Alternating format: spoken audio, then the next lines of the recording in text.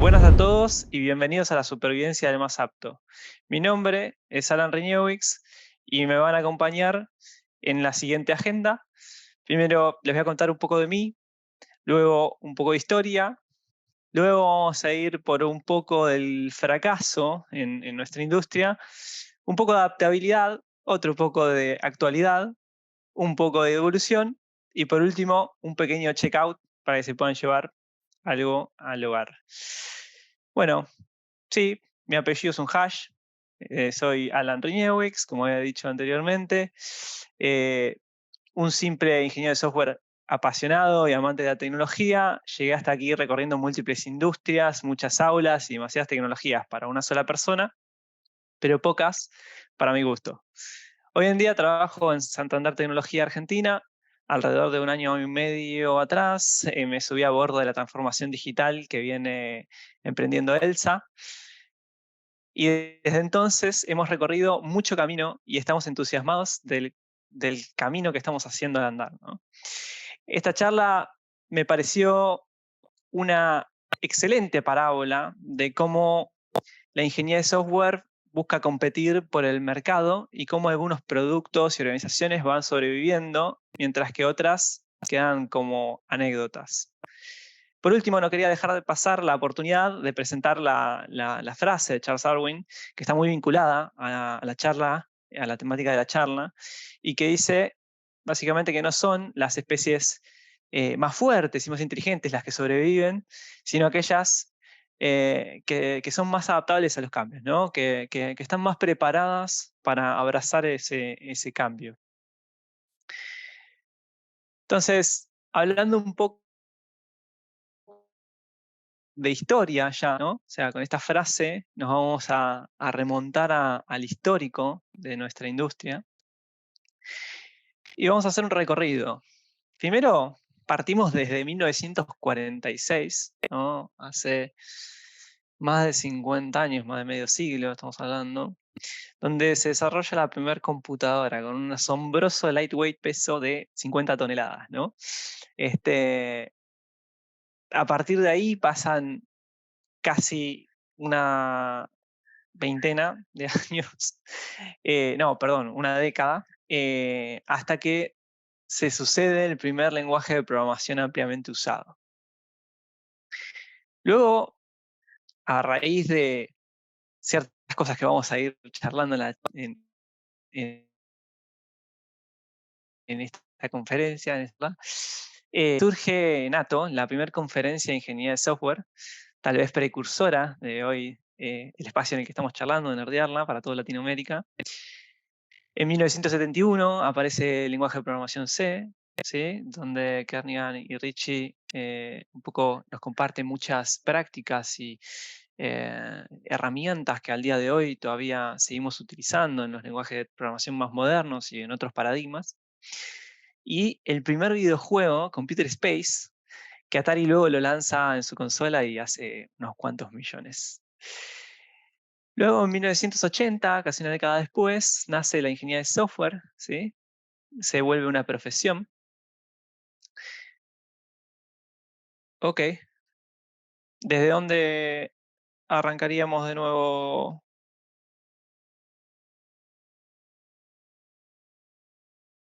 ¿Desde esta sección? Bien. Uno, dos, tres. Bueno, esta historia nace con la primera computadora, con un asombroso lightweight, un peso super pluma de 50 toneladas en 1946. Luego, una década después, en 1957, nace el primer lenguaje de programación ampliamente usado. Ahí empiezan a aparecer los programadores y se acercan a las computadoras, ¿no? Porque previo a eso, un programador y 50 toneladas no eran muy compatibles. En 1968 nace NATO, la primera conferencia de ingeniería de software, nace a raíz de una serie de eventos y sucesos que se van dando en la industria de software entre la década del 60 y del 80, y que es precursora tal vez de este espacio en el que hoy nos estamos congregando a charlar y a nerdear. Eh, En 1971 nace el lenguaje de programación C, ¿sí? Donde Kernighan y Ritchie luego escriben un libro donde muchas de sus lecciones, sus herramientas y sus prácticas se trasladan a lenguajes más modernos al día de hoy y seguimos utilizándolos, y donde también nace el primer videojuego, Computer Space, que luego Atari lo lanza en su consola y hace unos cuantos millones en camino. En 1980, una década después, nace la ingeniería de software como una profesión, ¿sí? Empezamos a ocuparnos de estas cosas profesionalmente. En 1989 nace la web, una gran base de datos de hipertexto con enlaces tipados. Háblenme de adaptabilidad después, cuando hablemos de que la web evolucionó hasta lo que es hoy. Y en 1995, por ahí cuando Alan tal vez tenía unos 3 años, nace lo que es JavaScript, desarrollado para Netscape, producto que probablemente muchos de nosotros no conocemos. Luego adoptado por Internet Explorer unos 3 años después, creo. Entonces, habiendo visto estos eventos, me interesa que podamos recorrer ahora viendo un poco de fracaso en el camino de nuestra industria. Entre 1960 y 1980, el incremento en la demanda, la complejidad y desafíos que se esperaban del desarrollo de software superaban ampliamente el crecimiento y desarrollo de fuerza de trabajo, herramientas y metodologías que se lanzaban al mercado producto de nuestra misma disciplina, ¿no? Estos son los eventos, acá empiezan a aparecer estos eventos que desenlazan en que aparezca tal vez una conferencia y que luego esta disciplina pase a ser una profesión. En 1980, ¿sí? Posterior a esto que hablábamos, el costo de tener y mantener software era el doble del costo que tenía uno para desarrollar ese producto. Y esta situación sigue empeorando, y en 1990 este costo se incrementa en un 30%. Un ejemplo clásico de todos estos problemas fueron los 10 años, la década que tomó desarrollar el sistema operativo OS 360 en 1960. Fred Brooks enuncia en The Mythical Man Month, un libro que recomiendo que puedan consultar, que cometió un error multimillonario al no desarrollar una arquitectura coherente antes de empezar a desarrollar. Este error generó en la industria, luego, un cambio direccionado por el pánico de cometer este mismo error, que llevó a muchos de nosotros a sobreanalizar y quedarnos empantanados considerando absolutamente todo lo que podía llegar a suceder. Vamos a ver que adaptarse a los cambios no es saber todo lo que puede pasar, sino que es estar abierto a que pueden pasar cosas. Algunos casos de estudio, ¿sí?, de estos fracasos pueden ser Blockbuster, que no se adaptó a las nuevas formas de consumo electrónico y fue claramente desplazado por Netflix y otros competidores, ¿no?, de contenido bajo demanda. BlackBerry. BlackBerry había cambiado el juego de la industria. O sea, tenía un nivel de encriptación muy superior a todos sus competidores hasta allá por los 2000, pero no pensaban en la experiencia del usuario. Y cuando el mercado dio un giro y todos los teléfonos móviles se empezaron a enfocar en pantallas cada vez más grandes, BlackBerry siguió preocupado por proteger lo que ya tenía, ¿no?, su imagen. No se adaptó al cambio y al día de hoy creo que nadie en la audiencia debe tener eh, un BlackBerry. Commodore es otro ejemplo, debido a la escasez de recursos y economía de escala y su intención de acercarle consolas a todos y no solamente a aquellos que se lo podían permitir. La empresa no pudo mantener ese ritmo, el ritmo de avance que tenían las PCs, y sus clientes empezaron a quejarse porque las características de estas consolas empezaron a quedar relegadas. Commodore no pudo innovar y pidió la quiebra en 1994. Entonces, haciendo un poco, pasando, digamos, a lo que es la actualidad, me gustaría que veamos en qué situación nos encontramos hoy. De la necesidad de abrazar el cambio, ¿no? O sea, ¿cuántos somos conscientes de esta necesidad y de que la transformación digital hoy es una cuestión de supervivencia? De hecho, en la actualidad, solo el 27% de las compañías creen en esto. Creen que realmente la transformación digital es una cuestión de supervivencia. Pero es esta transformación digital la que nos permite a nosotros adaptarnos al cambio. Ya hablamos un poco de lo que era la historia y yo no me quiero repetir, pero fíjense cómo algunas de estas prácticas que deben conocer muy bien, que en algunos casos deben aplicar y en muchos otros tal vez no se aplican y podrían ser la solución a muchos de los problemas a los que se enfrentan en el día a día. Por ejemplo, la programación defensiva, que es una práctica que muchas veces no se aplica o no se interpreta o bien no se habla mucho del tema, pero sin embargo está ahí en muchos frameworks, está salvándonos del CPU storming con el multithreading y muchas otras situaciones y patrones comunes, o el testing, donde todavía se dan en algunos casos conversaciones de si hay que testear o no, si el cover sirve de algo realmente, si el camino es TDD o no. Y en realidad son prácticas que vienen de muy larga data y como se pueden poner en jaque también algunos preconceptos que tenemos. La programación orientada a objetos, por ejemplo, nace en 1960, mientras que algunas prácticas como Machine Learning o el aprendizaje automático, que se adoptó hace no mucho tiempo, ¿no? Y empieza a haber mucho hype alrededor de la práctica y de la disciplina, nace en 1959. ¿Lo pueden creer? Antes que la programación orientada a objetos, que está ampliamente adoptada. Entonces, este tipo de situaciones nos ayuda a poner en jaque si lo que sucede es que no aparecen nuevas tecnologías o que no hay jugadores en el mercado que están haciendo camino al andar. O si en realidad lo que sucede es que no las adoptamos, ¿no? Que las organizaciones no están hoy o en su momento no estuvieron interpretando esta necesidad de transformarse digitalmente.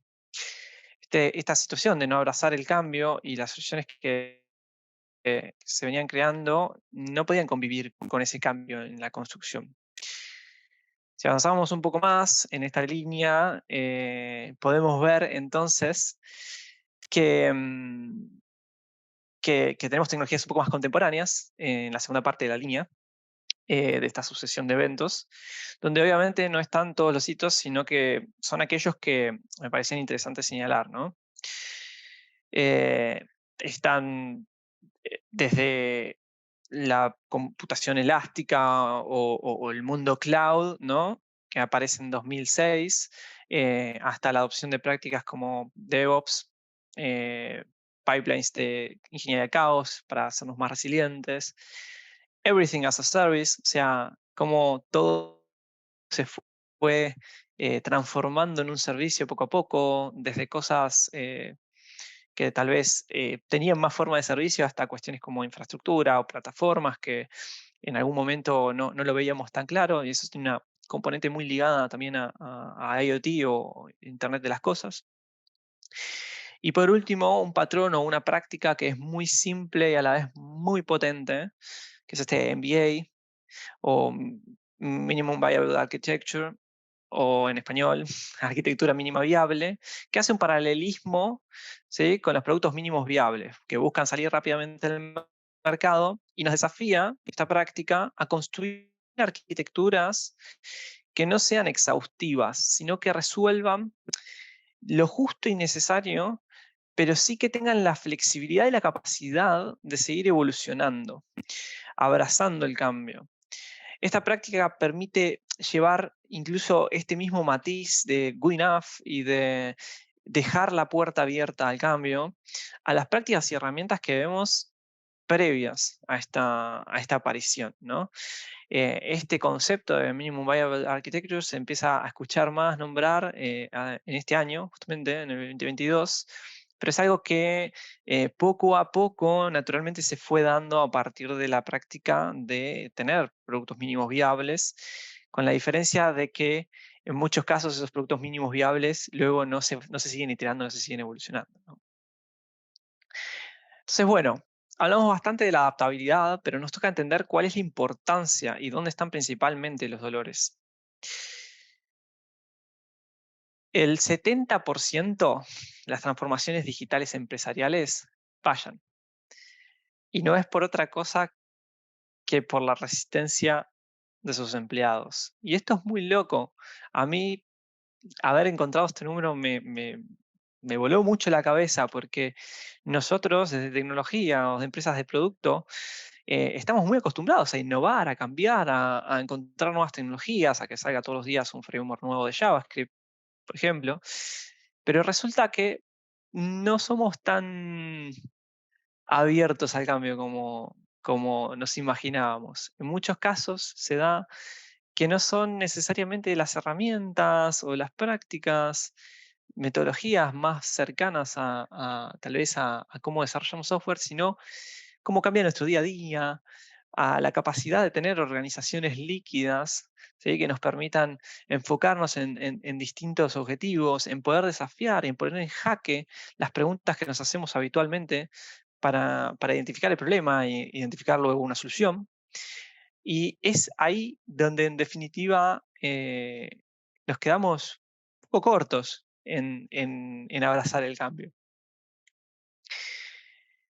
Quería cerrar este apartado, digamos, con esta frase de John Thompson, CEO de una empresa que ofrece capacitaciones, que de alguna manera plantea que la adaptabilidad nace justamente de aquel que está llevando adelante la tarea y que esa persona debe ser empoderada. Y que los líderes, en definitiva, de las organizaciones, tienen que ser entrenados para poder permitir, ¿no? Que estos colaboradores, que estos hacedores puedan tomar las decisiones. Es muy interesante cómo todo se va traduciendo no tanto a la herramienta y a la tecnología, sino a cómo vamos aplicando todo eso en el día a día y cómo nos vamos poniendo en jaque a los preconceptos que vamos acatando y sobre los que vamos construyendo.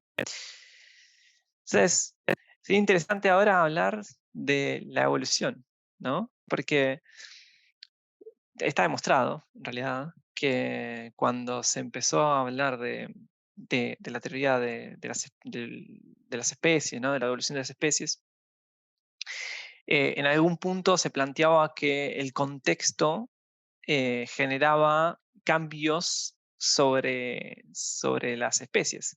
Y en realidad no era así, sino que lo que sucedía era que los organismos evolucionaban proactivamente, ¿sí? Y se hacían, de alguna manera, más capaces de sobrevivir al contexto que se iba sucediendo.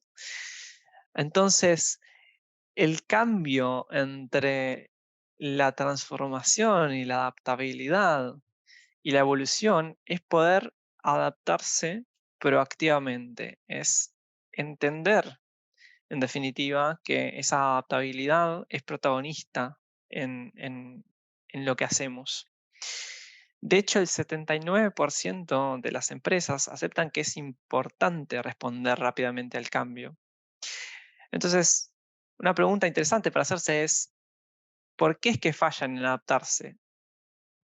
Porque es el caso más común entre las más grandes y exitosas empresas que fallen al adaptarse, que mantengan la misma receta. Me ocurren muchos otros grandes que no están tan relacionados con el software tal vez, pero por ejemplo Kodak. Kodak desapareció del mercado totalmente. ¿Cómo es que esto sucede? Bueno, yo enumeré 3 razones clave que me parece que un equipo tiene que poder tener para permitirse adaptarse, ¿no? Para permitirse evolucionar. Se tienen que dar las motivaciones y el contexto para abrazar ese cambio. Y son 3 puntos. Primero que se puede dar es la falta de voluntad para cambiar. O bien no se entienden las motivaciones, estuvimos explorando, o bien hay una resistencia al cambio. ¿Sí? Hay personas que están comprometidas con lo que hacen y no llegan a poder atravesar esa transformación. Por otro lado, se da la falta de capacidad de innovación. El equipo puede ser que no tenga una capacidad destinada a poder innovar, ergo terminan haciendo siempre lo mismo. Y por otro lado está la falta de diversidad, que llevan a una visión sesgada por falta de distintos puntos de vista. Quería cerrar también este espacio con otra frase interesante de uno de los estrategas de negocios de Amazon Web Services, que habla de que en todo caso la transformación digital debería prepararte para el cambio continuo en el futuro, haciendo que el cambio no sea costoso, sea rápido y sea libre de riesgos o con un muy bajo riesgo. Entonces, acá está la sutil diferencia, ¿no? No habla de que esta evolución, esta transformación sea una foto y sea algo que tengas que hacer una única vez, sino que es un cambio continuo que se va a dar en el futuro y tu preparación se da por en qué contexto o en qué situación te encuentra ese cambio. Para cerrar, la idea es hacer un pequeño checkout y recorrer un poco brevemente los tres términos que recorrimos, ¿no? La adaptabilidad vimos que es una característica clave para la supervivencia. Si las especies no se adaptan, no sobreviven. Luego vimos la evolución, que es la capacidad de adaptarse de manera proactiva. Y por último, existe algo que denominamos revolución desde nuestro equipo, donde lo que hacemos es poner en jaque justamente muchos de los preconceptos que tenemos. Nos ponemos en duda de las preguntas que nos hacemos para resolver las problemáticas y de esa manera, al no desafiar la respuesta a la que llegamos y desafiar a la pregunta, llegamos a lo que denominamos revolución. Quiero aprovechar el espacio para invitarlos a conocer cómo proponemos emprender los próximos pasos a favor de la revolución mediante el código QR que está en pantalla. Esto fue algo que se dio en el contexto del Día del Programador. Se organizó un evento que denominamos Santander para festejar un poco todo lo que viene sucediendo en la industria de software. Y la charla fue denominada Revolución Tecnológica. Los invito a que la puedan conocer. Y sin quitarle mucho más tiempo, les agradezco muchísimo por toda la atención y el tiempo que compartieron conmigo. Gracias.